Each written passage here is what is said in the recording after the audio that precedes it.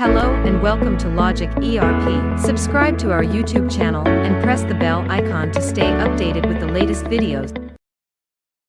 In this video, we will discuss how to add items using an order quantity formula in a purchase order. To begin, open the configuration window and navigate to Other Settings. Click on Order Quantity Formula. To define the formula, you can click on the Field List option, which provides all the available fields that can be used to create the formula.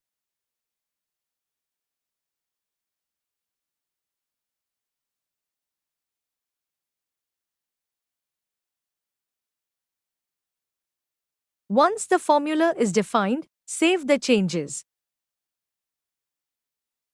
Now, before proceeding to review this option, let's first check the sales quantity and closing stock of the item that needs to be ordered.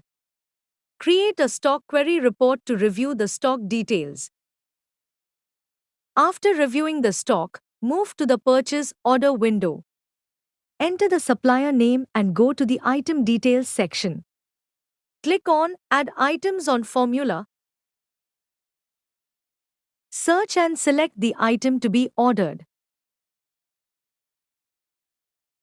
Then define the date range and select the Godowns to check stock, based on which the quantity will be calculated.